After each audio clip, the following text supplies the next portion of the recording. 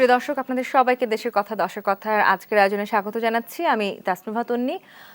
আপনারা জানেন আমরা সমসাময়িক বিষয়গুলো নিয়ে আলোচনা করে থাকি এবং এই মুহূর্তে সবচাইতে বেশি আলোচিত বিষয় যেটি আসলে বাংলাদেশে, সেটি নিশ্চয়ই দ্রব্যমূল্যের যে ঊর্ধ্বগতি, সেই বিষয়টি এটি নিয়ে আসলে অস্বীকার করবার কোনো উপায় নেই। সারা বিশ্বেই আসলে রাশিয়া ইউক্রেন যুদ্ধ কিংবা মার্কিন নিষেধাজ্ঞা, জ্বালানি তেলের মূল্যবৃদ্ধি ইত্যাদি বিভিন্ন কারণে আসলে দ্রব্যমূল্যের একটি ঊর্ধ্বগতি আমরা দেখতে পাচ্ছি। বাংলাদেশও এর থেকে ব্যতিক্রম নয়। সাধারণ মানুষের আসলে এই মুহূর্তে দ্রব্যমূল্যের যে ঊর্ধ্বগতি, সেই জায়গাটিতে একেবারেই নাভিশ্বাস অবস্থা। তাই দ্রব্যমূল্য বৃদ্ধির কারণ এবং সাধারণ মানুষের জীবনের প্রভাব নিয়ে আজকে আমরা দেশের কথা দশের কথা আলোচনা করতে চাই। অসহনীয় মূল্যে নিত্যপণ্য, এই বিষয়টি নিয়ে, এবং আজকের এই বিষয়টি নিয়ে আমাদের সাথে আলোচনা করতে যুক্ত হয়েছেন অ্যাডভোকেট হুমায়ুন কবির ভূঁইয়া, সাধারণ সম্পাদক, consumer association of Bangladesh cab, এবং আছেন সৈয়দ ইশতিয়াক রেজা, জ্যেষ্ঠ সাংবাদিক। আমাদের সাথে যুক্ত হয়েছেন হাজী মোহাম্মদ গোলাম মাওলা, সাবেক সাধারণ সম্পাদক, মৌলভীবাজার ব্যবসায়ী সমিতি, এবং আছেন মোহাম্মদ সুমন হাওলাদার, সভাপতি, বাংলাদেশ পোল্ট্রি অ্যাসোসিয়েশন। আপনাদের চারজনকে স্বাগত জানাচ্ছি দেশের কথা দশের কথায়। শুরুতে একটু অ্যাডভোকেট হুমায়ুন কবির ভূঁইয়া আপনার কাছে আসতে চাই। কনজিউমারদেরকে নিয়ে, অর্থাৎ ভোক্তাদেরকে নিয়ে কাজ করছেন, ভোক্তাদের কাছাকাছি নিশ্চয়ই আপনারা যাচ্ছেন, এবং এই মুহূর্তে যেই নাভিশ্বাসের কথা আমরা বলছি, অসহনীয় মূল্যে পৌঁছে গেছে নিত্যপণ্যের বাজার। একেবারে কাঁচা বাজার, কাঁচা মরিচ থেকে শুরু করে জ্বালানি তেল পর্যন্ত সবকিছুর দামই আসলে একেবারে ঊর্ধ্বগতিতে আছে। কি ধরনের আসলে আপনারা যারা যেই ভোক্তাদের কাছাকাছি যাচ্ছেন, তাদের থেকে কি ধরনের অভিযোগ পাচ্ছেন, কিংবা তাদের আসলে এই মুহূর্তে পরিস্থিতি কেমন দেখছেন? ধন্যবাদ আপনাকে।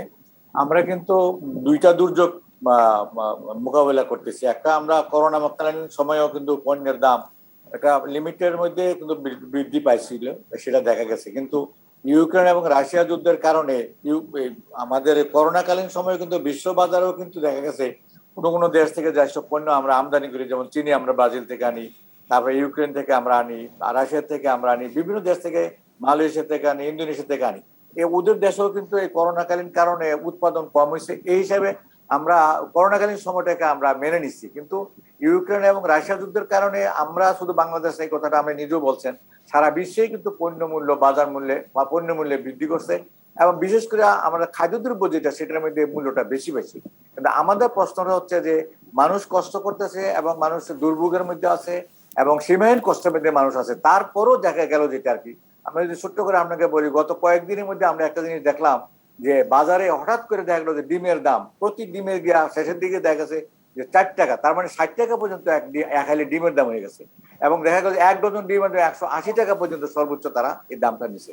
এটা আমরা যখন আমরা মিডিয়াতে কথাটা আমরা বললাম, আপনারাও প্রচার করছেন, আমরাও কথা বলছি, পরে দেখা গেলো যে ভোক্তা অধিদপ্তরকে আমরা ধন্যবাদ জানাই এই কারণে, তারা কিন্তু এই কাজটা করা না করলেও পারতো। যে কনজিউমার অ্যাক্ট অনুযায়ী তারা না গিয়ে অন্য পণ্যের উপর যেতে পারেন, তারা কিন্তু বাজারে গেলেন। যেই তারা বাজারে অভিযান চালানো হইলো, তখনই দেখা গেল যে কিছু কিছু লোক এটা এরকম ভাবে করছে যে পোল্ট্রির উপরে এবং ডিমের উপরে, যেমন আমরা কিছুক্ষণ আগে আমি জানলাম যে আমাদের এই যে থাটারি বাজার, সেখানে যারা মুরগি নিয়ে আসে, দেখা গেল একটা ট্রাক পরে তারপরে দেখা যায় যে আর একটা ট্রাকের জন্য আসতে পারে। এই যে সিন্ডিকেটটা, দ্রব্যমূল্য বিশ্ববাজারে বৃদ্ধি পেয়েছে, আমাদের ভোক্তারা ওটা মেনে নিছে, কেউ কৃচ্ছতা অবলম্বন করছে, নয় কিছু কমিয়ে নিছে। কিন্তু এই যে ব্যবসায়ী যারা আর কি, যারা ব্যবসার নামে, যারা এই অসাধু ব্যবসায়ী যারা আছে, যারা, সব ব্যবসায়ীর কথা আমরা বলবো না, ভালো ব্যবসায়ী অবশ্যই আছে, কিন্তু তারা তো ব্যবসা করেই প্রতিষ্ঠিত হয়েছে।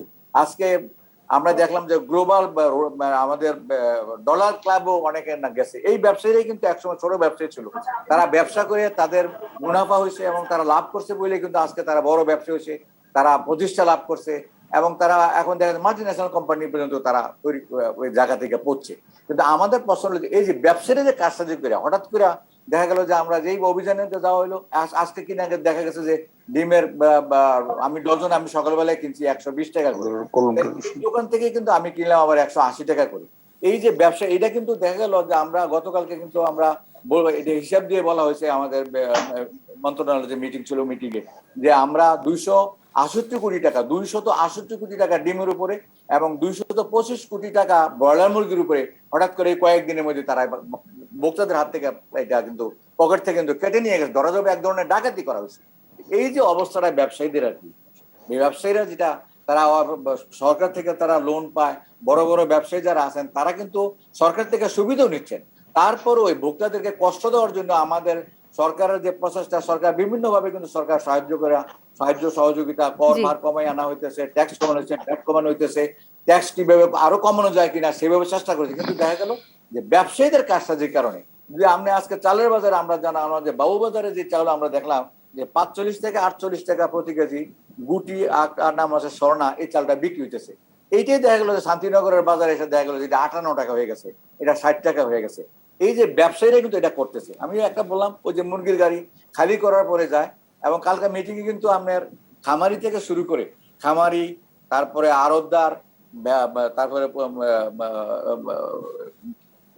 অন্য যে ব্যবসা যে পাইকারি ব্যবসা যিনি করেন এবং খুচরা, এই চারজনের একজনে কিন্তু দাম নিচে বলে, টাকাটা নিচে বলে বলতেছে না যে তারা বাড়ায়নি। কিন্তু আমাদের এই 268 কোটি টাকা এবং 225 কোটি টাকা এই মুরগি ব্যবসায়ীরা নিয়ে গেল, পরে খুঁজে গিয়ে দেখা গেল যে তারা ওই কারণ বাজার থেকে অথবা আপনার তেজগাঁও বাজার থেকে তারা রেট ঠিক করে দেয় এবং এই রেটের উপরে তারা এটা বিক্রি করে।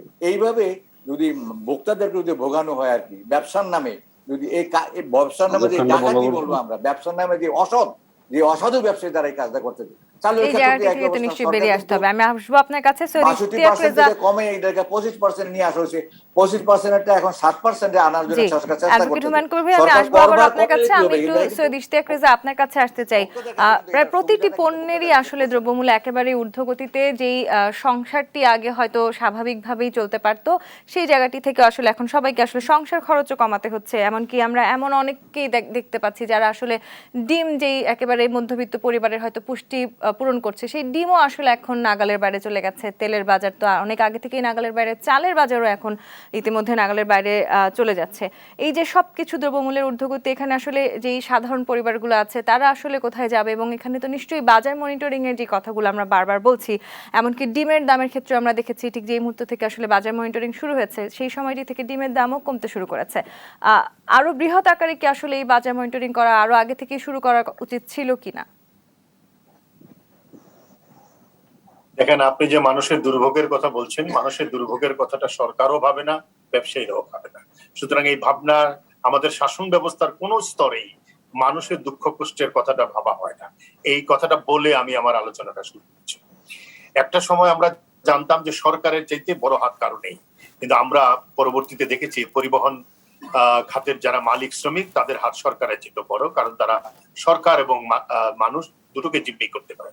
কিন্তু এবার দেখলাম ডিমওয়ালারাও পারে, মুরগিওয়ালারাও পারে, তারা তাদের হাতও অনেক শক্তিশালী হয়ে গেছে এবং তারা মানুষকে জিম্মি করেছে, সরকারকেও জিম্মি করেছে। এবং বাংলাদেশের যেটা প্রবাদ আছে, মাছে ভাতে বাঙালি, সেটাকে এই মুরগিওয়ালা ডিমওয়ালারা ডিমে ভাতে বাঙালিতে নামিয়ে আনতে পেরেছে। সুতরাং বুঝতেই পারছেন যে কোন জায়গাটায় আমরা অবস্থান করছি। এবং সিন্ডিকেটের কথা আমরা শুনি, এটা একটা আতঙ্কের নাম, এবং এই সিন্ডিকেট কি করে পরিচালিত হয় আমরা জানি না, কিন্তু সিন্ডিকেট আছে এবং তার একটা প্রভাব মানুষের জীবনে এসে পড়ছে।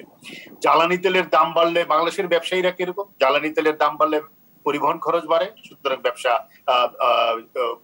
পণ্যের দাম বাড়ে। রোজা আসলে টের পাওয়া যায় সিন্ডিকেট কি জিনিস, টের পাওয়া যায় যে কোনো উৎসবে পার্বণে, বোঝা যায় যে কোনো ওসিলায় বাংলাদেশের ব্যবসায়ীরা একটা অত্যাচারের মহোৎসব শুরু করে, এবং বাংলাদেশের সরকার শেষ পর্যন্ত এই অত্যাচারীদের পক্ষ নেয়। এবং তাদের জন্য দেখবেন যেটা হুমায়ুন কবির বলছিলেন, নানা ধরনের সুযোগ সুবিধা, ব্যাংকের লোন থেকে শুরু করে নানা ধরনের ইম্পোর্ট ডিউটি কমানো, তাদের জন্য নানা কিছু করা। গতকাল দেখেন কি একটা পরিস্থিতি হলে আমাদের প্রাণী সম্পদ অধিদপ্তরের লোক বলতে পারে যে 11 টাকার নিচে ডিম, একটি ডিম হলে নাকি তাদের প্রফিট হয় না। অথচ একটা ব্যর্থ রাষ্ট্র পাকিস্তান, সেখানে ডিমের দাম আমাদের চেয়ে কম। ভারতের পশ্চিমবঙ্গে মাত্র 26 টাকা হালি ডিম, তাদের অনেক প্রফিট হয়, কিন্তু বাংলাদেশে প্রফিট হয় না। এবং এতটা অনৈতিক, এতটা নির্লজ্জ এবং এতটা মানুষের প্রতি তাদের দায়হীন আচরণ যে ভোক্তা অধিকার শেষ পর্যন্ত মানে অভিযান চালালে তাদের ডিম কমে আসে। তাদের লজ্জাবোধটা এই জায়গায় এত কম, এবং তারা কিন্তু প্রত্যেকে যে কোনো ক্রাইসিসে, যে কোনো সংকটে আপনি ওদের সাথে কথা বলবেন, দেখবেন আড়তদার বড় ব্যবসায়ীকে দোষারোপ করছে, বড় ব্যবসায়ী আড়তদারকে দোষারোপ করছে, ছোট ব্যবসায়ী আড়তদারের কথা বলছে, কমিশন এজেন্টের কথা বলছে। ওরা প্রত্যেকে মিলে একে অন্যকে দোষারোপ করবে, কিন্তু দিন শেষে তারা গিয়ে কিন্তু প্রত্যেকেই মানুষের পকেটে হাত দিয়ে টাকা ছিনতাই করছে। সুতরাং এরকম একটা বাজার ব্যবস্থা রেখে মনিটরিং এর অভাব চূড়ান্ত রকমের আছে।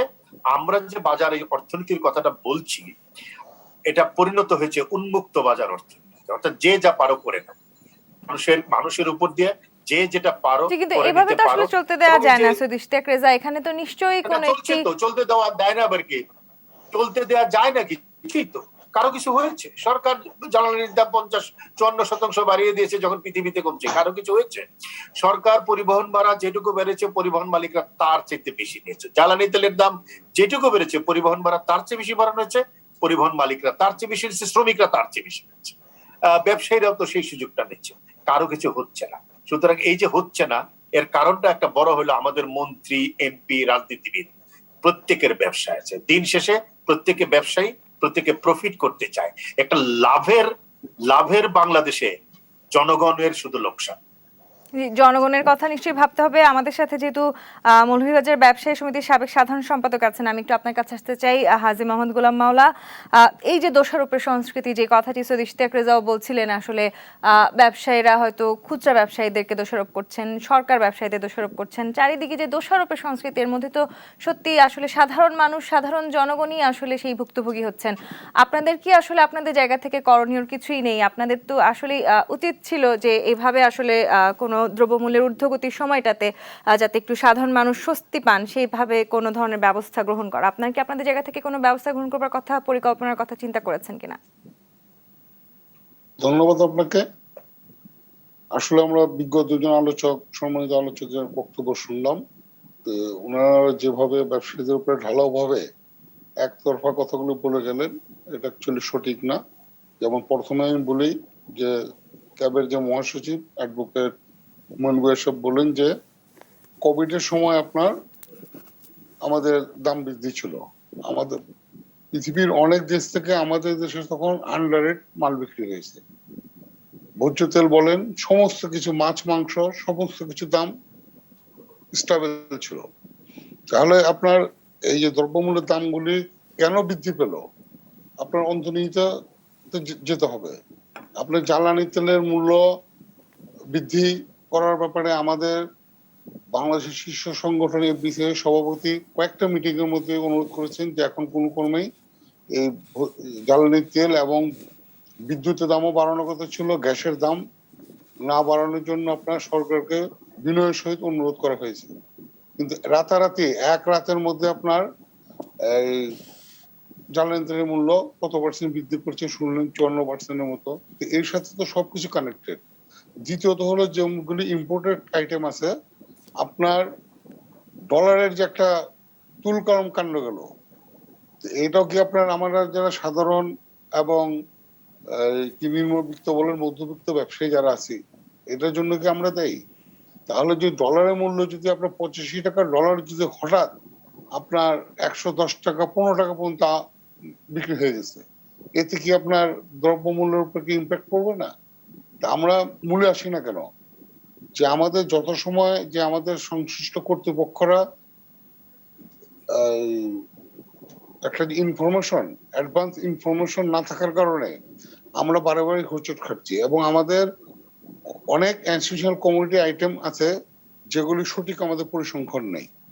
এই যে দেখেন ভোজ্য তেলের বিষয়গুলি আজকে প্রায় 2 বছর যাবত, যখন $700 আপনার কোভিড এর সময় ভোজ্য তেল আপনার ইন্টারন্যাশনাল রেট ছিল, তখন আমাদের মন্ত্রণালয় আপনার এই বিষয়ে কোনো আলোচনা করেননি যে এখন কি করা যায়, আগামীতে ভোজ্য তেলের অবস্থা কি হতে পারে। এগুলি তো সমস্ত কিন্তু সেই কিছু সময় তো আসলে আপনার আমরা এটিও দেখেছি, আসলে বড় ব্যবসায়ীরা ভোজ্য তেল মজুত করে রেখেছেন এবং মূল্য বৃদ্ধির পরে সেই মজুতকৃত তেল তারা আবার বেশি দামে, চড়া দামে বিক্রি করছেন। তাহলে এইটা দেখভালের জন্য তো আমরা এই মাঝারি অথবা ক্ষুদ্র ব্যবসায়ীরা দেয় না। এই যে আপনার জি, কিন্তু মজুত তো ব্যবসায়ীরাই করছেন। কিছুদিন যাবত ব্যবসায়ীর মধ্যে একটা ক্লাস আছে, তো আপনার ভোজ্য তেল বলেন, চিনি বলেন, এসেনশিয়াল কমোডিটি যা কিছু আছে, আমাদের বাংলাদেশে মাত্র 7-8 জন লোক প্রতিষ্ঠান গ্রুপ তারা এই দেশে আমদানি করেন, উৎপন্ন করেন, বিপণন করেন। আমরা তাদের কাছ থেকে যারা পাইকারি ব্যবসায়ী আছি, তারা কিনে নিয়ে মফস্বলে বিভিন্ন শহরে সামান্যতম লাভ লোকসানে আমরা বিক্রি করি।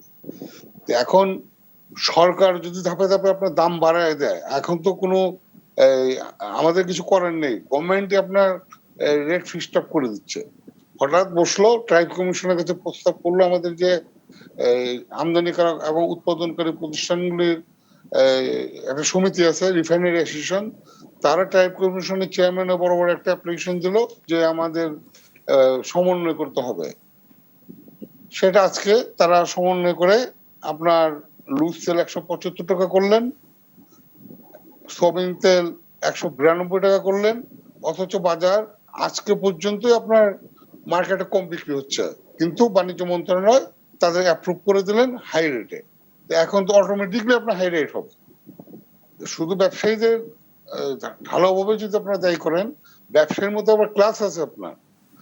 আমরা এই ভোজ্য তেল বলেন, চিনি বলেন, আটা বলেন, ময়দা বলেন, আমরা আমদানি করি না।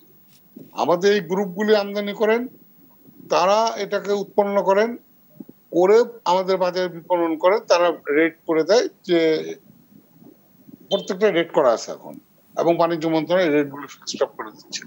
জি আপনার জ্বালানি তেলের ব্যাপারে আর এইভাবে হঠাৎ দেখেন, জ্বালানি তেলের ব্যাপারে আপনার জ্বালানি মন্ত্রণালয়, আমাদের সংসদীয় কমিটি আছে, কোনো আলোচনায় নেই। হঠাৎ মন্ত্রী মহোদয় বললেন জ্বালানি তেল আগামীকাল থেকে এত টাকা বৃদ্ধি, সেটাই বলবৎ। আমাদের ট্রাইব কমিশন এবং বাণিজ্য মন্ত্রণালয় ডিক্লারেশন দিয়ে দিলেন আগামীকাল থেকে ভোজ্য তেলের দাম এই হবে, হয়ে গেল। কিন্তু আমাদের তো সংসদীয় কমিটি আছে, এবং আমরা বারবার বলেছি যে এই রেটগুলি, এসেনশিয়াল কমিটির রেটগুলি ফিক্সড আপ করতে হলে আমাদের যে ব্যবসায়ীদের শীর্ষ সংগঠন আছে বিসিসিআই, তাকে অন্তর্ভুক্ত করা হোক। আমাদের যে যে আইটেমের আমরা ব্যবসায়ী সংগঠন আছে তাদেরকে অন্তর্ভুক্ত করা হোক। তাহলে আমরা ক্লিয়ারলি পিকচারটা দিতে পারবো যে আমাদের কস্টিং এ আছে, মিল মালিকরা যা করছেন এটা সঠিক আছে, মন্ত্রণালয় যা জি করেছে হাজী সঠিক মাহমুদুল্লাহ আছে। মাওলা, আসবো আপনার কিন্তু কাছে। কোনো আলাপ আলোচনার আমি একটু মোহাম্মদ সুমন হালাদার আপনার ব্যতিক্রমে কাছে আসতে আপনার চাই। সেটা হচ্ছে ডিম ও মুরগির বাজার স্থিতিশীল রাখতে ইতিমধ্যেই আমরা দেখতে পাচ্ছি যে বেশ কয়েকটি মন্ত্রণালয়, অধিদপ্তর, প্রতিষ্ঠানের সাথে আসলে খামারি সংগঠনের তাদের সমন্বয়ে মূল্য নির্ধারণ কমিটি গঠনের একটি দাবি জানিয়েছে বাংলাদেশ পোল্ট্রি খামার রক্ষা জাতীয় পরিষদ। এতে করে কি আদৌ বাজারে আসলে পণ্যের দাম কমবে কিনা, কিংবা সাধারণ জনগণকে আসলে কম মূল্যে পণ্য পাবেন কিনা? আসলে সমন্বয় কমিটি, মূল্য নির্ধারণ কমিটি আমাদের আসলে একান্তই প্রয়োজন। এবং যদি মূল্য নির্ধারণ কমিটি করা হয়, সেক্ষেত্রে যারা উৎপাদন করেন, আমার খামারি আছেন যারা, এই যে একটা মূল্য গেল আর কি, অতিরিক্ত বাজার অস্থিরতা করলো, এটা কিন্তু আসলে সাধারণ খামারিরা করে নাই। তারা কিন্তু সামান্যতম লাভ করছেন। এটা কিন্তু মাঝ বরাবর একটা সমস্যা হয়েছে। যেমন কোম্পানিগুলা রেট দেয়, এই যে মেসেজ পদ্ধতি, যেটা মানে SMS করেন ওরা, প্রতিটা জেলায় এক একটা রেট দেন। এই রেটের কারণে বাজার অস্থিতিশীল। উনি যখন দেখেন বাজারের চাহিদা বেশি, তখন ওনারা দাম বাড়াই দেন।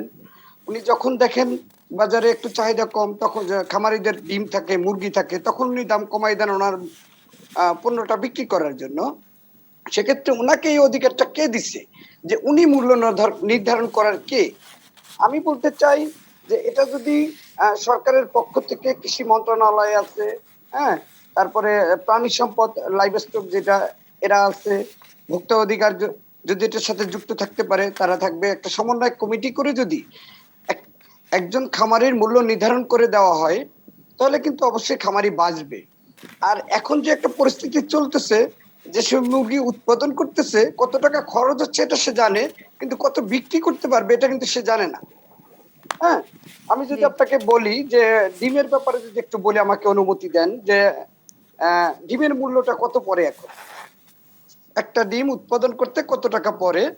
সেক্ষেত্রে একটা ডিম উৎপাদন করতে এখন আমি সরাসরি হিসাব না দিয়ে লাস্টে বলি, 9 টাকা 10 পয়সা পড়ে একটা ডিম উৎপাদন, যদি আমি খাঁচা খরচ এবং শেড ভাড়া না ধরি।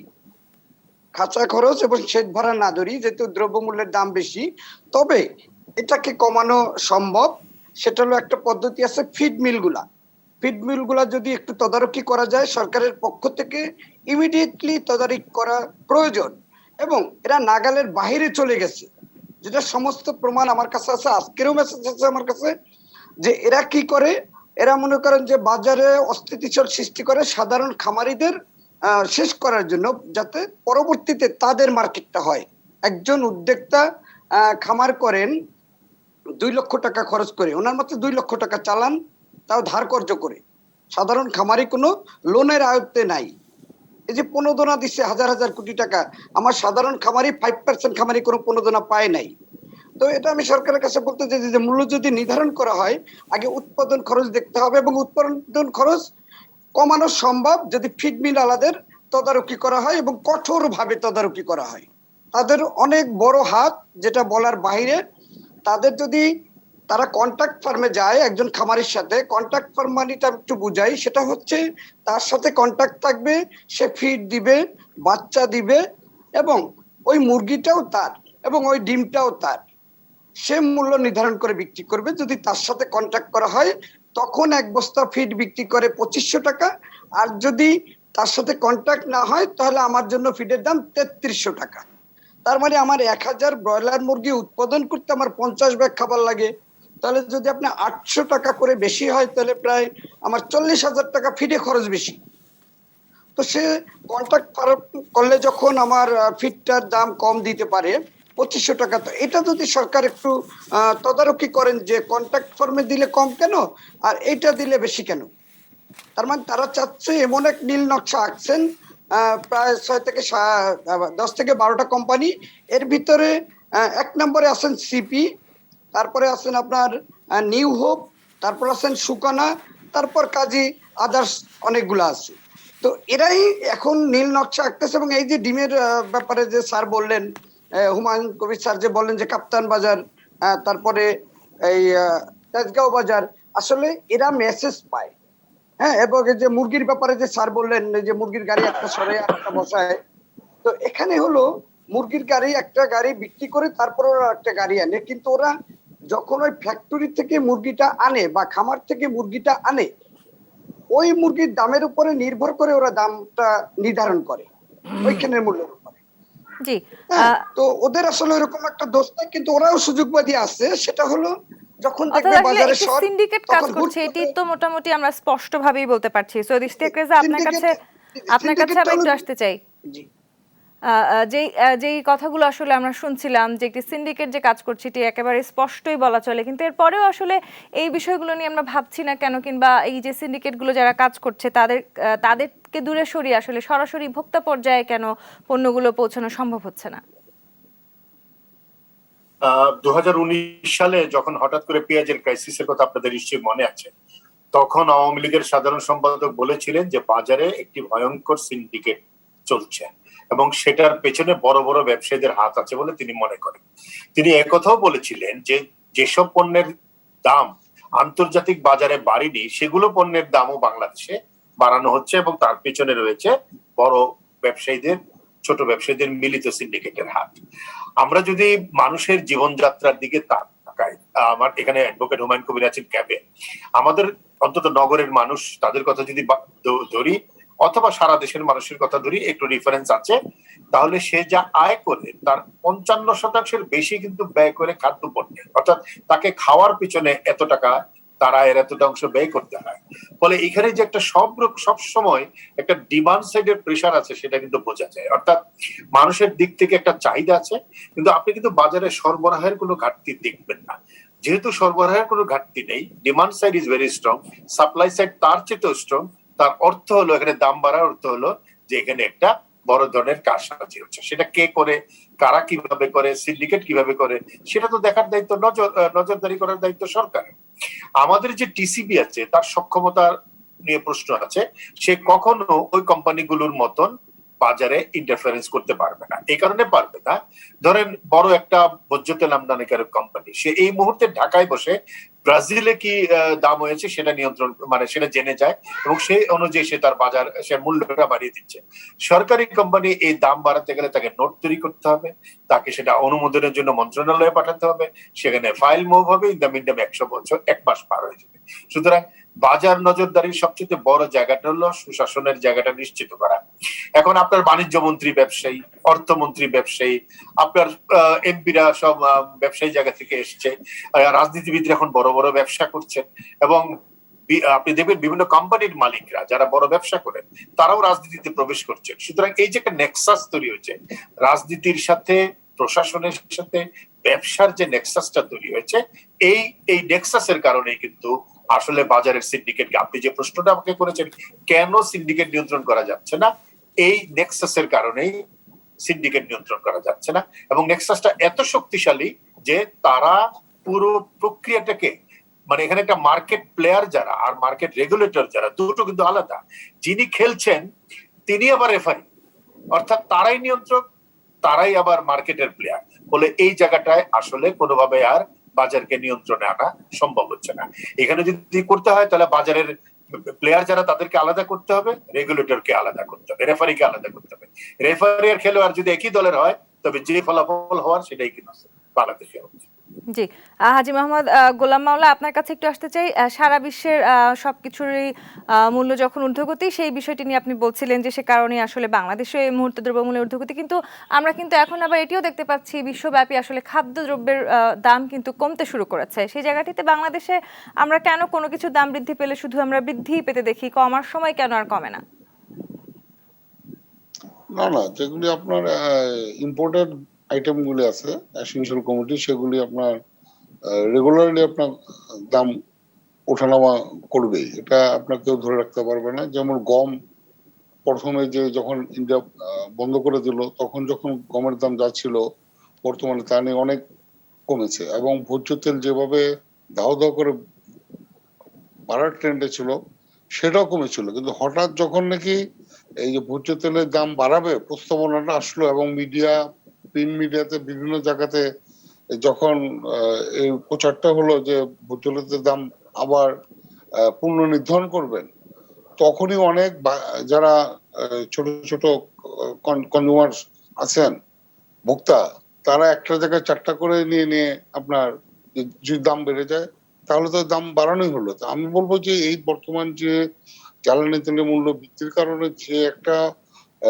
এসেনশিয়াল কমোডিটির উপরে মানুষের যে একটা কষ্ট হচ্ছে, আমরা আবেদন করেছিলাম যে এখন না বাড়িয়ে পরবর্তীতে চিন্তা করাটা উচিত, কারণ মানুষের একটা দিশেহারার মতো অবস্থা দ্রব্যমূল্য নিয়ে।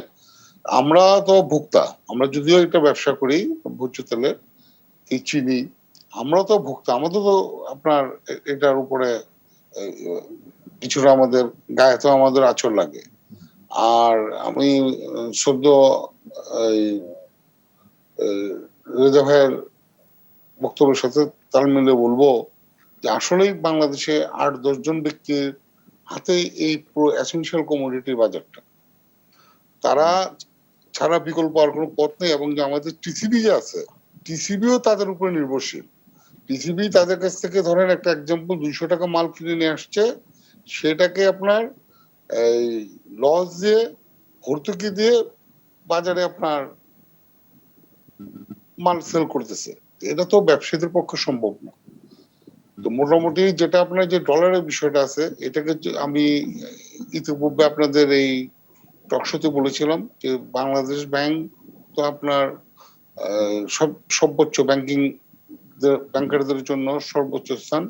আমাদের গভর্নর সাহেব যদি প্রত্যেকটা ব্যাংকে ডলারের ব্যাপারে একটা সার্কুলার দিয়ে দেয়, তাহলে কিছুটা আপনার ডলারটা একটা গতি, একটা স্টেবল থাকবে। মাত্র আপনার সার্কুলারটা যাওয়া হলো, দেখা গেল যে কোনো ব্যাংকই আজকে পত্রিকা দেখতে পারা অকার্যকর ঘোষণা। আর আমি বলতে চাই, আমি প্রায় 18 বছর দায়িত্ব পালন করেছি মৌলভীবাজার ব্যবসায়ী সমিতির। আপনার কেয়ারটেকার গভর্নমেন্টের সময় দেখছি খালি সিন্ডিকেটের যে আলোচনাটা।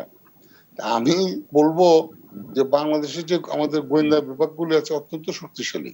আমাদের ডিজিএফআই আছে, এনএসআই আছে, বিভিন্ন গোয়েন্দা বিভাগ আছে। যদি সিন্ডিকেট কোনো কিছু দাম বাড়লে, যেমন এখন ডিম দাম বেড়েছে, ডিমের সিন্ডিকেট, গরুর দাম বাড়লে গরুর সিন্ডিকেট, আলুর দাম বাড়লে আলুর সিন্ডিকেট, এই যে একটা সবসময় আমরা এটা শুনে আসছি।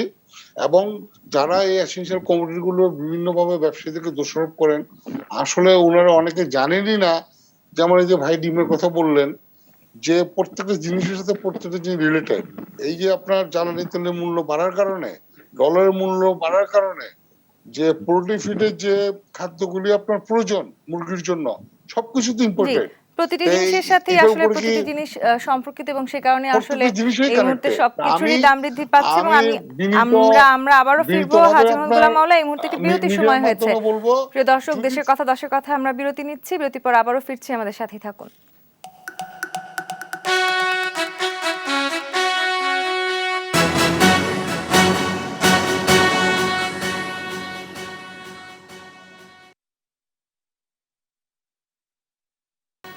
বিরতির পর আবারও স্বাগত জানাচ্ছি দেশের কথা দশের কথায়। অসহনীয় মূল্যে নিত্যপণ্য নিয়ে আমরা আলোচনা করছি। আমি অ্যাডভোকেট হুমায়ুন কবির ভূঁইয়া আপনার কাছে একটু আসতে চাই। যেই অসহনীয় মূল্যের কথা আমরা বলছি, সেই জায়গাটি থেকে নিশ্চয়ই রাজনৈতিক দলগুলোরও করবার কিছু আছে, সেটি সরকারি দল হোক কিংবা বিরোধী রাজনৈতিক দলই হোক। তাদেরও তো নিশ্চয়ই আসলে এই বিষয়গুলো নিয়ে ভাববার কিংবা সাধারণ মানুষের পাশে এসে দাঁড়ানোর জন্য কিছু না কিছু করার কথা ছিল। আপনার কি মনে হয় সেই জায়গাগুলো থেকে তারা করছেন? জি না, ওনারা সেটা করছেন না। ওনারা যেটা করতেছেন, যার যে স্বার্থে তারা রাজনীতি করতেছে, এটাও তাদের একটা এই ধরনের রাজনীতির মধ্যে একটা সিন্ডিকেট হয়ে গেছে। এই দলগুলি মিলে আমরা এটা করবো, আমরা এগুলি আমরা 1972 সন থেকে দেশ স্বাধীন করে না আসতে একটা দল গঠন করে ফেললো। এই যে অবস্থাটা কিটা, ওই যে যেটা বলা হইলো যে আমরা ভোক্তারা হয়েছি কষ্টের মধ্যে আছি, আমরাও আমাদের মতো একজন ভোক্তা। দেখা গেল কি যে আমরা যখন বললাম, রেজা ভাই বলছেন এখানে যে আমাদের বাণিজ্য মন্ত্রী উনিও ব্যবসায়ী, আমাদের যে অর্থমন্ত্রী উনিও ব্যবসায়ী, তো তারা সিন্ডিকেটটা কিন্তু তাদের মধ্যে একটা হয়ে গেছে আর কি, যে আমরা এইভাবে করব। আমাদের কষ্ট দেওয়ার জন্য বলা হলো যে বিশ্ববাজারে পণ্যের দাম বৃদ্ধি পাইছে, সুতরাং আমাদের দেশে যেহেতু তখন বাড়াইছেন, এখন যেহেতু কমতেছে তাহলে কমান। এখন আবার অন্যদিকে ঘুরে লোক বললো কি যে আমাদের যেহেতু ডলারের দাম বেড়ে গেছে, আমাদের ডলার দাম বেড়ে যাওয়ার জন্য এটাকে সমন্বয় করা যাচ্ছে না, অর্থাৎ ভোক্তাদেরকে ভোগাইবার ডলারের কারসাজি তো ব্যবসায়ীরাই করে। এটা তো প্রমাণ হইলো বাংলাদেশ ব্যাংকের জন্য। আমরা বাংলাদেশ ব্যাংক সম্পর্কে কথা বলতাম, বাংলাদেশ ব্যাংক ঠিকই বাজারে গেল, ব্যাংকে গিয়ে দেখলো কি যে ব্যাংকগুলিও তারা কিন্তু নিয়ন্ত্রণ করতেছে, ব্যবসায়ীরাই নিয়ন্ত্রণ করতেছে, এবং তারা ওই ডলারের দাম 120 টাকা পর্যন্ত হয়ে গেছে। এটাও কিন্তু তারাই করছে। এই যে সবগুলি ক্ষুদ্র ব্যবসায়ী থেকে যে যাকে পারে আর কি, যেভাবে পারে আর কি, সব প্রেশারটা কিন্তু আসতেছে আমরা ভোক্তাদের উপরে। এই যে ডিমের কথা যেটা বলা হইলো, ডিম তো 14 দিনের মধ্যে আমার থেকে 268 কোটি টাকা নিয়ে গেছে। ভাই যেটা বললেন যে এটা বড় বড় কোম্পানিগুলি যারা আছে, বড় বড় কোম্পানি, যে 12টা কোম্পানি আছে বা 10টা কোম্পানি আছে, তারা কিন্তু এই যে ছোট ক্ষুদ্র ব্যবসায়ী যাদেরকে তারা লোন দেয়, আর এক ধরনের দাদন আর কি, এটা একটা বলা হয়, দাদনই বলা যেতে পারে, তারা ওখানে ইনভেস্ট করে। আমরা কিন্তু এই পোল্ট্রির উপরে কাজ করছি, ক্যাবের পক্ষ থেকে আমরা পোল্ট্রির উপরে কাজ করছি। আমরা দেখছি ওইখানে যে সরকার থেকে লোন নেওয়ার জন্য ওই যে ছোট ছোট খামারি আছে তাদেরকে আমরা ওইখানে আমরা তাদেরকে ট্রেনিং দিছি, তারা কিভাবে খাদ্যটা খাওয়াবে, ভালো খাদ্য খাওয়ালে ভালো মুরগি হবে, আমার বাজারে দাম পাবে, কখন তার ইনজেকশন দেওয়ার, এই জিনিসগুলি কিন্তু ক্যাবের পক্ষ থেকে ব্রিটিশ কাউন্সিলের একটা প্রোগ্রাম ছিল। আমরা 3টা ডিস্ট্রিক্টে, রাজশাহী, রংপুর এবং চিটাগংয়ে আমরা এই কাজটা করছি। এবং তখন আমরা দেখতে পাচ্ছি যে এই খামারিদেরকে মারার জন্য বড় বড় যে 10-12 জন আছেন, ওনারা কিন্তু প্রস্তুতি নেয়, এবং একসময়কে তারা ক্রাশ করে দিয়া তারা বাজারে যেটা তারা গত কয়েকদিন আগে করলেন। ওনারা কিন্তু 4 জনের কথা যেটা আমরা বলছি, 4 জনের একজনও কিন্তু বলছে না যে সে টাকা পেয়েছে। সে খামারি বলতেছে আমার কোনো লাভ হয় নাই, তারপরে আরবদার বলতেছে আমার কিছু হয় নাই, পাইকারি বলতেছে আমার কিছু হয় না, খুচরা বেচে, কিন্তু আমি ভোক্তার থেকে কিন্তু 120 টাকা ডজনের ডিম 180 টাকা নিয়ে গেল। এই যে তারা করতেছে, এটা সরকারের যেখানে কাজ করা দরকার, দেখা গেল যে সরকারের তদারকি থাকলে, এই যে অভিযান যখন ভোক্তা অধিদপ্তর থেকে 2 জনকে সাভারে যখন গ্রেপ্তার করা হলো, তাদেরকে 4 লক্ষ টাকা জরিমানা করা হলো, তখন দেখা গেল যে বাজারের ডিম 3 দিনের মধ্যে কমে আবার 120 টাকার মধ্যে চলে এসেছে। এই যে সিন্ডিকেটটা, এটা কিন্তু একটা অটো সিন্ডিকেট। তৈলের বাজারে একই অবস্থা, তৈল তারা ইচ্ছা মতন বাড়ায় এবং তারা ইচ্ছা মতন কমায়। আমরা যখন বললাম তৈলের দাম বিশ্ববাজারে কমে গেছে, মানে মালয়েশিয়ার থেকে কমে গেছে, ইন্দোনেশিয়া থেকে কমে গেছে, পাম অয়েলের দাম ব্রাজিলে কমে গেছে, তখন বলে কি না ডলারের দাম বেড়ে গেছে। অর্থাৎ আমাদেরকে ভোগাইবার জন্য, এই ভোক্তাদেরকে কষ্ট দেওয়ার জন্য, ভোক্তারা কিন্তু সীমাহীন কষ্টের মধ্যে আছে। কেউ আমরা যারা একবারে প্রান্ত সীমা যে মানুষগুলি বাস করে, সীমান্ত যে অবস্থার মধ্যে মানুষগুলি আছে, প্রান্তিক যে মানুষ, এই প্রান্তিক মানুষের কিন্তু ঠিকই কষ্টটা হচ্ছে। আমরা এখন চালের দাম বাড়তেছে, আমি জিজ্ঞেস করলাম নওগাঁর একজনকে, আমি জিজ্ঞেস করলাম চাপে নবাবগঞ্জের একজনকে, বলো যে আমাদের কৃষকের হাতে কোনো ধান নাই।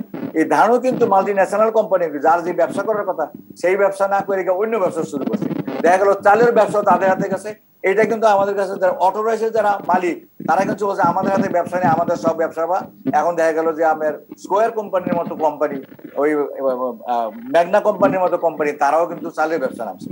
এই ব্যবসায়ীদের থেকে যদি সরকার আমাদেরকে উদ্ধার না করে, সরকার যদি এদেরকে ড্রাস্টিক অ্যাকশনে না নেয়, আমরা যেটা বলতেছি যে দৃষ্টান্তমূলক শাস্তির মধ্যে আওতায় আনতে হবে, সেই ব্যবসায়ী বড় হোক আর ছোট, কিন্তু তাদেরকে টাচ করা হইতেছে না।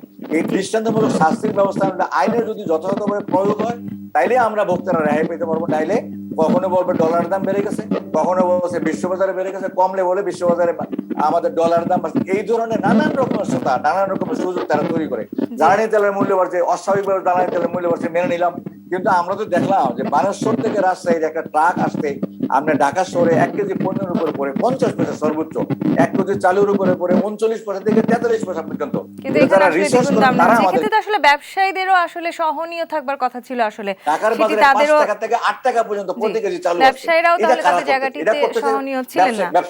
ব্যবসায়ী সিন্ডিকেট, মোহাম্মদ সুমন হাওলাদার, আপনার কাছে একটু আসতে চাই। যে কথাগুলো আসলে আমরা শুনছিলাম, অ্যাডভোকেট হুমায়ুন কবির ভূঁইয়াও বলছিলেন, যখনই আসলে বাজার নিয়ন্ত্রণের কথা ভাবা হয় তখন, কিংবা বাজারে কোনো ধরনের অভিযান চলে, তখন হয়তো আমরা দেখতে পাচ্ছি ডিমের দাম কিংবা মুরগির দাম কমছে। কিন্তু আবার ঠিক যখনই এই অভিযানটি দূরে চলে যায় কিংবা অভিযান না হয় না, তখনই আবারও দেখা যায় যে সেই দামটি বেড়ে যাচ্ছে। তো আপনাদেরও তো আসলে এই জায়গাটি থেকে একটি পদক্ষেপ নেওয়ার দরকার ছিল, কিংবা আপনাদেরও তো আসলে যেহেতু আপনি বাংলাদেশ পোল্ট্রি অ্যাসোসিয়েশনের সভাপতি, সরকার যে পদক্ষেপগুলো নিচ্ছে সেগুলো মেনে নেওয়ারও তো একটি বিষয় ছিল। জি, তো আসলে এটা দিয়ে বলতেছে যে আসলে মানুষের মন মানসিকতার একটা ব্যাপার আছে, যেটা আসলে বাংলাদেশের মানুষ যারা ব্যবসায়ী আছেন, ছোট বড় যারাই আছেন, যখন একটা সুযোগ আসে তখন সেই সুযোগটা কাজে লাগায়। কিন্তু ভালো যে মানুষের সেবা করা, আপনি বিজনেস করতেছেন, ব্যবসা করতেছেন, ঠিক আছে, কিন্তু আপনি যে পণ্যটা বিক্রি করতেছেন, লাভ করতেছেন, এটার মাঝেও কিন্তু মানুষের সেবা করা হয়। কিন্তু এটার ভিতরে মানুষ সুযোগ নেয়। তো সুযোগ নেওয়ার কারণে আজকে আমাদের এই অবস্থা। সবচেয়ে বড় সমস্যা, আমরা ডিমও কম দামে দিতে পারি এবং আমরা মুরগিও কম দামে দিতে পারি, কিন্তু সেখানে সরকারের সুনির্দিষ্ট তদারকি থাকতে হবে এবং আমাদেরকে পর্যাপ্ত সহযোগিতা করতে হবে। আমাদের সাধারণ খামারি যারা আছেন তাদেরকে বিনা জামানতে, লাভ তো অবশ্যই নিবে, বিনা জামানতে প্রত্যেকটা খামারিরা যাতে 2 লক্ষ টাকা লোন দিতে পারে, যদি সেই ব্যবস্থা করা যায় তবে আমরা অবশ্যই আমরা দিতে পারবো। ধরেন তারপরে আপনার ফিড কোম্পানিগুলো, আরেকটা আসে, আমি ফিড কোম্পানিগুলা তাদেরকে তদারকি করে এবং আমাদের যে ফিড বিশেষজ্ঞ যারা আছেন এদের ধারা যদি দেখা যায় যে একটা ফিড উৎপাদন করতে কত টাকা পড়ে, কত টাকা কেজি এটা পড়তেছে, সেই হিসাব করে যদি একটা মূল্য নির্ধারণ করা যায়।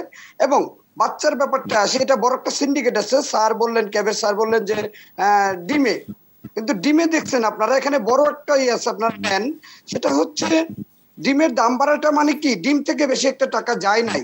112 কোটি টাকা আমার হিসাবে, হ্যাঁ, বাজার থেকে উঠছে 112 কোটি 50 লক্ষ টাকা, কিন্তু আমার বাচ্চা থেকে উঠে গেছে 130 কোটি টাকা। সেখানে হলো আপনার বাচ্চা উৎপাদন করে একটা কোম্পানি, সিন্ডিকেটটা কত বড় একটু দেখেন। একটা বাচ্চা উৎপাদন করতে তার 25 থেকে 28 টাকা খরচ হয়। যদি সরকার একটা নির্ধারিত করে দেয় যে বাচ্চাটার দাম 33 টাকা অথবা 35 টাকা, 35 টাকার ভিতরে, মানে উৎপাদন খরচ কমাতে হবে আমার, তার 28 টাকা খরচ হয়, যদি 35 টাকা একটা নির্ধারিত মূল্য থাকে, এটার আর দাম বাড়তে পারবে না। তো সেখানে কিন্তু আমরা উৎপাদন খরচ কমবে এবং ফিডের দাম যদি আপনার একটু কমানো যায় তবে অবশ্যই, মানে তদারকি করলে অবশ্যই কমবে। যেমন ডিমের দাম কমছে, এভাবে ফিডের দামও কমবে। বাচ্চার দাম স্থির থাকতে হবে। এখানে কি করে খামার বন্ধ রাখছে একটু বলি আমি, এটা সম্পূর্ণ কোম্পানি করছে একটা কারণে, তার আমার সাধারণ খামারি বন্ধ, তার ফিড বিক্রি বন্ধ, আমার সাধারণ বন্ধ, 30,000 খামার বন্ধ আছে, তার বাচ্চা বিক্রি বন্ধ। সে কি করলো, একটা সিস্টেম করে, সিস্টেম হয়ে তার প্রথমে ডিমের দাম বাড়লো, তারপরে মুরগির দাম বাড়লো। তার মানে আমার বন্ধ খামারিগুলো যখন দেখছে যে বাজারটা ভালো হয়েছে, সে লাভের আশায় কি করলো, সে বাচ্চা উঠাইলো সেটে। যখনই বাচ্চা তুলতে গেল, যেদিনকার ডিমের দামটা বাড়লো, 9 টাকা ডিম ছিল, হ্যাঁ, ওদিনকার 19 টাকা বাচ্চা ছিল। কিন্তু লাস্ট যেদিন ভোক্তা অধিকার 5 তারিখে নামলো, এরপর থেকে কিন্তু বাচ্চা মানে ওই পর্যন্ত 43 টাকায় উঠছে। 19 টাকা থেকে 5 তারিখ পর্যন্ত 43 টাকা বাচ্চা উঠছে। এরপরে যে ভোক্তা অধিকার মানে শুরু করলো, অভিযান শুরু করলো, এই তাদেরই কমে গেল। কিন্তু আমরা সবাই কিন্তু ভোক্তাদের নিয়ে ভাবি, অবশ্যই ভোক্তাদের নিরাপদ ডিম, নিরাপদ মাংস আমরা খাওয়াবো। সেক্ষেত্রে প্রাণী সম্পদ অধিদপ্তর, মাননীয় মন্ত্রী সাহেব এবং প্রাণী সম্পদ মহল পরিচালক এবং ভোক্তা অধিদপ্তর তিনটা মিলে এবং কৃষি যে অধিদপ্তর আছেন সবাই মিলে যদি আমাদেরকে সহযোগিতা করেন, তাহলে আমরা অবশ্যই কম দামে খাওয়াইতে পারবো, নিশ্চিত। কিন্তু আমরা এখন একটা বাচ্চা কিনতেছি, আজকে ধরেন একটা বাচ্চা 19 টাকা, আগামীকালকে ওদের বাচ্চা উৎপাদন একই, খরচ এক, সবকিছু এক, কিন্তু ওরা পরের দিনই বাচ্চাটা যদি চাহিদা থাকে 40 টাকা, এরপরের দিন যদি চাহিদা থাকে 50 টাকা, এরপরের দিন যদি চাহিদা থাকে 60 টাকা, এরপরের দিন চাহিদা থাকে কিন্তু 70 এই টাকা, দায়ভারটা এরপরের অবশ্যই দিন আপনাদেরই, অর্থাৎ এই দায়ভারটা নিশ্চয়ই ব্যবসায়ীদেরই, যে চাহিদা থাকলে কেন মূল্য বৃদ্ধি পেতে থাকবে? না না, এটা কোম্পানি করতেছে, কোম্পানি। আমি কোম্পানিদের কথা, সে তো ব্যবসায়ী, সে তো ব্যবসায়ী। হ্যাঁ সে ব্যবসায়ী, ঠিক আছে, কিন্তু আমি বলতেছি এটা হলো দায়ভারটা কোম্পানির। আমরা তো ব্যবসায়ী না। আমি একটা কথা যদি বলি আপনাদের মাধ্যমে, দেশ টিভির মাধ্যমে, আমি মাননীয় মন্ত্রী মহোদয়কে বলতে চাই যে অচিরেই আমাদের এই সেক্টরটার দিন নজর দিন। এই সেক্টরটা 10 থেকে 12টা কোম্পানি শেষ করে দিচ্ছে, এবং প্রান্তিক যে খামারিগুলো আছে, অলরেডি আমার মাত্র 1,60,000 খামারি ছিল 2007-এ, তারপর 2012-তে, মানে 2007-এ ইসের পরে, বার্ড ফ্লুর পরে 60,000 খামার বন্ধ হয়ে যায়, 60,000 খামার বন্ধ হয়ে যায়।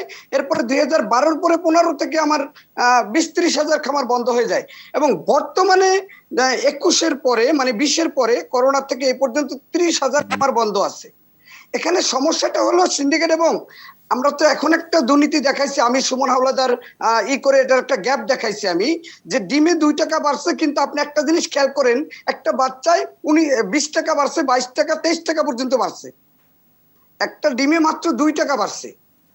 হ্যাঁ, কিন্তু একটা বাচ্চায় বাড়ছে আপনার প্রায় 22 টাকা। সেখান থেকে কত কোটি টাকা নিয়ে গেছে প্রতিদিন না, সরি, প্রতি সপ্তাহে 1,30,00,000 বাচ্চা উৎপাদন হয়, কিন্তু গত যে সপ্তাহ 2টা গেছে, এই 2 সপ্তাহে 1,80,00,000 করে বাচ্চা উৎপাদন হয়েছে। হ্যাঁ, তো আমরা নিশ্চিত দিয়ে বলতে পারি নিরাপদ ডিম, নিরাপদ মাংস আমরা খাওয়াইতে পারবো, এবং কম দামে খাওয়াইতে পারবো। সেক্ষেত্রে প্রাণী সম্পদ মন্ত্রণালয় এবং ভোক্তা অধিদপ্তর যারা এটার সাথে যুক্ত আছেন, সকলে যদি আমাকে সহযোগিতা করেন, আমাদের সহযোগিতা করেন, এবং আমার খামারিকে সর্বনিম্ন, প্রত্যেকটা খামারি, কোনো ব্যাংক খামারিদের লোন দেয় না, একটা এনজিও খামারিদের লোন দেয় না, কারণ মুরগির ফার্মের লোন দেয় না। হ্যাঁ, তো আমরা যদি লোন দিতে পারি, এখানে একটা খামারির 20,000 টাকা সেভ হবে, তার উৎপাদন খরচ, যেহেতু সে বাকি নেয়, ওখানে 10,000 15,000 টাকা তার করণ লাগে। আরেকটা জিনিস দেখেন আপনি, কোম্পানি যখন মুরগি পালন করে, ওই মুরগিটা খরচ কম, কিন্তু সে কালকে দেখলাম আমি, একজন কোম্পানির লোক বললো, বড় একটা কোম্পানির, তার ডিমের খরচ, উৎপাদন খরচ 9 টাকা 50 পয়সা। কিন্তু আমার ডিমের উৎপাদন খরচ দেখেন, যদি আমি তার কাছ থেকে কিনে খাই, আমি তার কাছ থেকে কিনে আমি খামার করি, সেখানে আমার ডিমের উৎপাদন খরচ হচ্ছে 9 টাকা 20 পয়সা, আর তার ডিমের উৎপাদন খরচ হচ্ছে 9 টাকা 50 পয়সা। হ্যাঁ, অতএব এখানে ভোক্তা অধিকার এবং যারা প্রাণী সম্পদে আছেন, যারা দায়িত্বশীলরা আছেন, এরা অচিরেই এই সেক্টরটার দিকে নজর দেওয়ার প্রয়োজন, এবং এটা কঠোর অবস্থানে আছে, এটা নিঃস্ব ধ্বংস হয়ে গেছে। অলরেডি মাত্র 40,000 খামার রাখছেন 70,000 থেকে 30,000 2 মাস 3 মাসে বন্ধ হয়ে আসতে হবে। জি, আমরা সেটি আশা করছি। ইশতিয়াক রেজা, আপনার কাছে একটু আসতে চাই, যিনি আসলে ডিমের কথা বলছেন, তিনি শুধু হয়তো ডিমের কথাই বলছেন, কিন্তু সয়াবিন তেলের দাম বেড়েছে, চালের দাম বেড়েছে, সবকিছুর দামই বেড়েছে। আবার এদিকে আমদানির কথাও আমরা শুনছি, কিন্তু আমদানি কি আসলে এই নিত্যপণ্যের যে অসহনীয় মূল্য বৃদ্ধি হয়েছে সেটি থেকে আসলে আমাদেরকে বাঁচাতে পারবে নাকি? না, আমদানি করে তো করতেই হবে যদি আপনার প্রয়োজন থাকে, কিন্তু যেহেতু এখন আন্তর্জাতিক বাজারে ডলারের দামের উঠাপ নামা আছে, সেটা একটা তো প্রভাব রাখবে। আমরা ইনফ্লেশনকে যদি সত্যি সত্যি মোকাবেলা করতে চাই, যেই জায়গাটায় বড় হাতটা দিতে হবে সেই আলোচনাটা কেউ করছে না। সেটা হলো ব্যাংকের ইন্টারেস্ট রেটটা 9-6 মধ্যে যে রেখে দেওয়া হয়েছে, এটাকে অবশ্যই বাড়াতে হবে। দেখেন, রিজার্ভ ব্যাংক অফ ইন্ডিয়া তারা বাড়িয়েছে, আমেরিকা বাড়িয়েছে, এমনকি ইউরোপিয়ান দেশগুলো কিন্তু ইন্টারেস্ট রেট বাড়িয়ে ইনফ্লেশনকে ফাইট করার চেষ্টা করছে। আমাদের এখানে একটা অদ্ভুত ব্যাপার, বাজারের কথা বলি, বাজারের ডিমান্ড আছে ইন্টারেস্ট রেট কমানোর, কিন্তু সেটা ইন্টারেস্ট রেট বাড়ানোর, সেটা বাড়াবে না, সেটাকে আমাদের একটা ফিক্স রেট করে দেওয়া হচ্ছে 9-6। ফলে যেটা হচ্ছে 9 আর 6-এর কারণে 9-6 চলছে। কিন্তু আরেকটা যেটা হলো, আমাদেরকে কিন্তু ভর্তুকি সংস্কৃতি থেকে সত্যি বেরোতে হবে, এবং সেটা থেকে বেরোতে গেলে যেটা দরকার সেটা হলো কি, যেগুলো অতিরিক্ত প্রয়োজন, যেমন সেচের ক্ষেত্রে ডিজেলের ভর্তুকিটা অবশ্যই প্রয়োজন আছে, কিন্তু আপনি কেন অন্যান্য জায়গায় যাদের সক্ষমতা আছে সেখানে আপনি ভর্তুকি দিবেন? আমরা আলোচনা করছি না ব্যাংক থেকে কত টাকা নিয়ে ফেলে এখন খেলাপির উদ্যোক্তারা আজকে বাজারকে নিয়ন্ত্রণ করছে, এই আলোচনাগুলো করছি না। ভোক্তা স্বার্থ উদ্ধারে বাজারে বেশ কয়েকটি সংস্থা তদারকি করে, আমাদের কাছে মনে হয় যে তাদের তদারকিটা জোরালো হওয়া প্রয়োজন। আমাদের একটা কম্পিটিশন কমিশন আছে, আমাদের ভোক্তা অধিদপ্তর আছে, আমাদের বাণিজ্য মন্ত্রণালয় আছে, আমাদের টিসিবি আছে। একসময় পিএমআই বলে একটা প্রতিষ্ঠান ছিল, সেটাকে বিলুপ্ত করা হয়েছে। আমি মনে করি এদের একটা সমন্বিত উদ্যোগ প্রয়োজন, কিন্তু তাদের মধ্যে কোনো সমন্বয় নাই। তাই অনিয়ম পেলে দৃষ্টান্তমূলক শাস্তি দেওয়ার যে বিধান, সেটা কার্যকর হচ্ছে না। আরেকটা হলো জ্বালানি তেলের পরে কিন্তু বাজারে একটা অস্থিরতা তৈরি হয়েছে, সুতরাং পণ্য পরিবহনে আপনার সরকারের উচিত ছিল ভাড়া একদম ফিক্স করে ফেলা। যেহেতু সরকার এটা করেনি, এখন চালক আর মালিকরা যা ইচ্ছা তাই করছে, যা ইচ্ছা যেভাবে পারে সেভাবে ভাড়া নির্ধারণ করছে, এবং এটার একটা প্রভাব কিন্তু পণ্যে পড়ছে, এবং এটার একটা সুযোগ অসাধু ব্যবসায়ীরাও নিচ্ছে। প্রতি কিলোমিটারে পণ্য পরিবহনে কত খরচ হয় এটা ক্যালকুলেট করা কি খুব কঠিন জ্বালানি তেলের দাম বাড়ানোর পরে?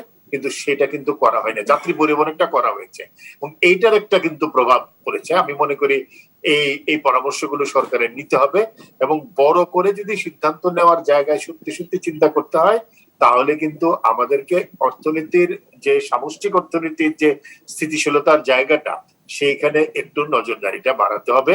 এবং আমাদের যে জ্বালানি তেলের দাম, আমরা একটা ফিক্সড প্রাইস প্রসেসের মধ্যে আছি। ভারত কিন্তু এখান থেকে বেরিয়ে গিয়ে ডাইনামিক প্রসেসে গেছে, ফলে আন্তর্জাতিক বাজারে যখন জিনিসের দাম, জ্বালানি তেলের দাম বাড়ে অটোমেটিক বাড়ে, কমলে অটোমেটিক কমে যায়, যেটা আমরা এলপিজির ক্ষেত্রে করতে পেরেছি। প্রতি মাসের 2 তারিখে এলপিজির দামটা কিন্তু ফিক্স হয়ে যায়। তা আমরা জ্বালানি তেলের ক্ষেত্রে এটা করতে পারবো না কেন? পারবো না এই কারণে, করতে চাই না, কারণ আমাদেরকে বিপিসির মতন একটা অদক্ষ প্রতিষ্ঠানকে সরকারের পালতে হয়। এই বিপিসির মূল্য নির্ধারণ করে সরকার, তার কাছ থেকে আবার 34% শুল্ক কর আদায় করে সরকার। কি অদ্ভুত অর্থনৈতিক নীতি! এগুলো পৃথিবীর কোনো দেশে পাবেন না, বাংলাদেশে এগুলো পাবেন। জি, অর্থাৎ একটি সদিচ্ছার অভাব আছে বলেও আপনি মনে করছেন। আমরা প্রায় শেষের দিকে, আমি আপনাদের চারজনের কাছে আসলে একটি প্রশ্ন করতে চাই, সেটি হচ্ছে যে যে অসহনীয় পর্যায়ে আসলে নিত্যপণ্যের মূল্য পৌঁছে গেছে, সেই জায়গাটি থেকে নিশ্চয়ই সরকার, রাজনৈতিক দল, ব্যবসায়ী এবং ভোক্তাদের সবাইকে আসলে একসাথে কাজ করতে হবে। নতুন নতুন নিশ্চয়ই কোনো না কোনো পদক্ষেপ আসলে আমাদেরকে নিতে হবে, যাতে করে সাধারণ জনগণ যারা আছেন কিংবা সাধারণ ভোক্তা যারা আছেন তারা একটু স্বস্তি ফিরে পান। সেই জায়গাগুলো থেকে এই মুহূর্তে সবচেয়ে গুরুত্বপূর্ণ পদক্ষেপ কি হতে পারে, অ্যাডভোকেট হুমায়ুন কবির ভূঁইয়া? সেটা সরকার সেই ব্যবস্থাটা করতে পারে, কারণ রেজা ভাই তো বলছিলেন যে সরকারের হাত তো আমরা জানি যে সবসময় সবার সবচেয়ে লম্বা, কিন্তু আমরা তো ডিমের বাজারে দেখলাম যে ডিমের হাত, ডিম যারা বিক্রি করে বা ব্যবসা করে তাদের হাত আরো বেশি লম্বা। তো আমরা মনে করি সরকার যেই সারগুলি দিচ্ছেন বিভিন্ন কাছে শুল্ক হার, তার বিভিন্ন ভাবে সরকার যে ভর্তুকি দেওয়া আছে, ভর্তুকিতে সরে আসতে হবে। আর কথা হচ্ছে যে আমরা যে সমন্বয়ের যে প্রশ্নটা আসছে, সমন্বয়ের দরকার আছে। কারণ আপনি ডিমের বাজারে তো যদি আপনার মৎস্য প্রাণী সম্পদ মন্ত্রণালয়ের লোকজন যদি ওইখানে যায়, তাহলে কিন্তু ভোক্তা অধিদপ্তর তাদের সাথে যোগ হইতে পারে, এটা সংখ্যা বাড়বে। কিন্তু আমরা দেখলাম যে ভোক্তা অধিদপ্তরে তারাই ওই বাজারের মধ্যে আছে, কিন্তু যেটা প্রাণী সম্পদ মন্ত্রণালয় থেকে থাকার দরকার, যে ওই মন্ত্রণালয়ে যিনি দায়িত্বে আছেন তার যে কাজ আছে, তার যে অফিসের যে কাজ আছে, সেটা কিন্তু তারা সেভাবে করে না। তা আমরা মনে করি আমাদেরকে ভোক্তাদেরকে যদি রক্ষা করতে হয়, এবং প্রান্তিক পর্যায়ে যে ভোক্তা আছে আর কি, আমরা বড় বড় ভোক্তা যারা তাদের কথা বলবো না, যারা 86 টাকা কেজি চাল কিনে খেতে চায় তাদের সম্পর্কে আমরা বলতে চাই না। আমরা যেটা বলতে চাচ্ছি, যেখানে ভর্তুকি না দিলে চলে, যেমন আমরা চলি যে ভর্তুকি যদি প্রয়োজন হয় সেখানে যদি শুল্ক হার যদি কমাইতে হয়, তাহলে সেটা মোটা চালের উপর কমাইতে হবে। একটু বললাম যেটা যে 45 টাকা থেকে 48 টাকা হলে বাবুবাজারে, সেটা আবার 60 টাকা কেমন করে কাপ্তান বাজারে হয়, অথবা আমাদের শান্তিনগরের বাজারে। এইগুলিকে সরকার সমন্বয় করে এই সাথে যারা যারা যেসব বিভাগগুলি বা মন্ত্রণালয়গুলি বা সংস্থাগুলি জড়িত, তাদেরকে অ্যাক্টিভ করে যদি এখানে সরকার কাজ করে, এটা একটা। আর সরকারের কাছে আমাদের ভোক্তাদের পক্ষ থেকে একটা অনুরোধ থাকবে, সরকার যে 1 কোটি মানুষকে যে ফ্যামিলি কার্ড দিছে বা সাশ্রয়ী মূল্যে পণ্য পাওয়ার জন্য যে কার্ড দেওয়া, ওই কার্ডের সাথে আমরা মনে করি যে যেমন চাল, ডাল, তেল, এখানে চিনি যদি নাও রাখা হয়, তাহলে চালটাকে ওখানে সংযোগ করা দরকার। কারণ প্রান্তিক পর্যায়ে যে মানুষগুলি তারা কৃষি ভিত্তিক যে চাল দেয়, এই চালটা তারা খাইতে ভালোবাসে, এবং এটা মোটা চাল, তাদের এটা শক্তিও যোগায় তাদেরকে, সুতরাং এটা থাকেও অনেকক্ষণ পর্যন্ত তাদের হাতে, মানে তাদের পেটে। এইটা যদি সরকার করেন আর কি, আমরা মনে করি যেহেতু প্রান্তিক পর্যায়ের মানুষগুলি বেশি কষ্টে আছে, কারণ প্রান্তিক পর্যায়ে যারা আছে তারা কৃষক খাতে যেমন ধান নাই, আমরা যারা প্রান্তিক পর্যায়ে যারা ব্যবসা বাণিজ্য করে বা যারা চাকরি করেন, তারা কিন্তু হঠাৎ করে প্রাইভেট কোম্পানিগুলি কিন্তু বেতন বাড়িয়ে দেয় নাই, কিংবা তার আয়ও কিন্তু বাড়ে নাই।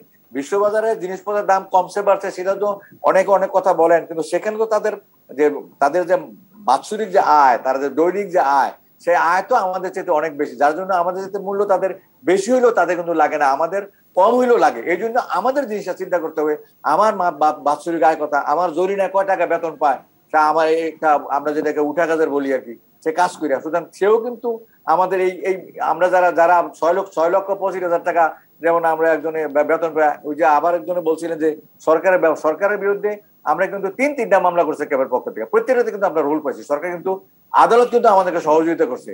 আমরা বিএস থেকে পাশ কারিয়ে জ্বালানি মূল্য বৃদ্ধি করেছে, এটা কিন্তু অন্য কোনো সংগঠন করছে কিনা আমরা জানি না, কিন্তু আমরা ক্যাবের পক্ষ থেকে মামলা করছি এবং এটা রোল ইস্যু হয়েছে। আবার একই অবস্থায় আমরা যেমন পানির দাম বাড়ানোর কথা বলছি, পানি মন্ত্রণালয় ওয়াসার কাছে কিন্তু ওয়াসার কর্মচারীদের 6 মাসের জন্য তারা যে উৎসাহ ভাতা দেয়, উৎসাহ যে পারফরমেন্স যে বেনিফিট তাদেরকে দিচ্ছে, এটা কিন্তু বন্ধ করে দেওয়া 6 মাসের জন্য। আরেকজনের বেতন নিয়ে আমরা কিন্তু আরেকটা মামলা করছি, সেই বেতনে বলেছে যে এই দেশের মাটিতে যেখানে জরি নেওয়া 5,000 টাকা, সেখানে তাসকিন আহমেদ যদি পায়, উনি ইঞ্জিনিয়ার বুঝলাম আর কি, উনি বড় মাপের লোক, সবই ঠিক আছে, তাই বলি কি উনি 6,25,000 টাকা এই সরকার এই ওয়াসা থেকে নিয়ে দেবে, যেটা ভর্তি করে চালাইতে হয়। এইগুলিকে সমন্বয় করতে হবে এবং সরকারের এদিকে নজর দেওয়ার দরকার। মাননীয় প্রধানমন্ত্রী এইসব ব্যাপারে ওয়াকিবহাল আছেন, আমরা ওনাকে অনুরোধ করবো যে এই জিনিসগুলি, এই যে ক্ষুদ্র ক্ষুদ্র জিনিসগুলি যেগুলি বেরিয়ে আসতে থাকে, যে বাংলাদেশ ব্যাংক যখন আপনার অভিযানের নামছে তখন দেখা গেল যে ডলারের দাম কমে আসছে, সবকিছুর আসলে কি সমন্বয় ঘটাতে হবে। আমি একটু হাজী মোহাম্মদ গোলাম মাওলা আপনার কাছে আসতে চাই। এই মুহূর্তে আসলে এই অসহনীয় মূল্য থেকে বেরিয়ে আসবার জন্য আমাদের কাছে সবচেয়ে সহজ কিংবা সবচেয়ে গুরুত্বপূর্ণ পদক্ষেপ কি সামনে আছে বলে আপনি মনে করেন, ছোট করে?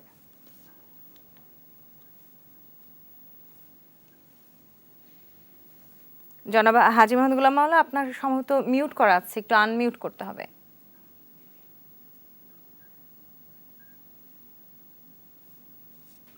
হ্যালো, জি জি, শুনতে পাচ্ছি। শুনতে পাচ্ছেন? জি বলুন। আপনার ক্ষুদ্র এবং মাঝারি ব্যবসায়ীদের প্রতিনিধিদের সাথে আলোচনা না করে আমি বলবো যারা নাকি প্লেয়ার, যেমন ডিমের জন্য 8-10 জন আছেন, কাজী ফার্ম আছেন, বিভিন্ন ফার্মগুলি আছে, আমাদের ভোজ্য তেল, চিনি, আটা, ময়দার যে গ্রুপগুলি আছে, আমাদের বাণিজ্য মন্ত্রী মহোদয় প্রতি সপ্তাহে না হোক 15 দিন অন্তর অন্তর তাদের নিয়ে বসে আলোচনা, এবং এই মিডিয়াতে তাদেরকে এনে আসল বাস্তব চিত্রটা কি, তারা কি অন্যায় করছেন না সঠিক আছে, সেটা তাদেরকে এই গ্রুপগুলির যে কর্ণধার আছেন তাদেরকে আপনাদের মিডিয়ার সামনে হাজির করে এই জনগণকে বোঝান জন্য অনুরোধ জানাচ্ছি। আমরা হলাম সারা বাংলাদেশের যারা আমরা পাইকারি ব্যবসায়ী আছি, আমরা ভোজ্য তেলে টোটালি নির্ভরশীল হলাম এই 5-7টা গ্রুপের উপরে, তারা নির্ভরশীল হলো বিশ্ববাজারের উপরে, আমাদের উপর হলো ক্ষুদ্র দোকান যারা ব্যবসা পরিচালনা করেন। তা আমরা সবসময় দেখি যে কোনো বিষয়ের মধ্যে এই ক্ষুদ্র এবং মাঝারি ব্যবসায়ীদের নিয়ে টানা হেঁচড়া করা হয়।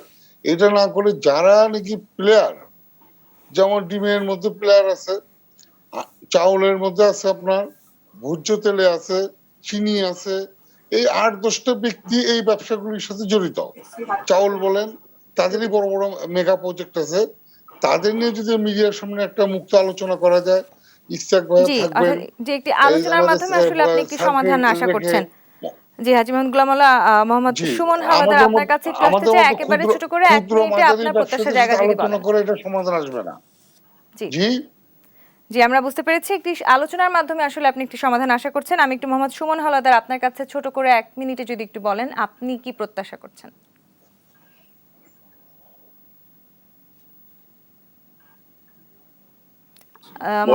জি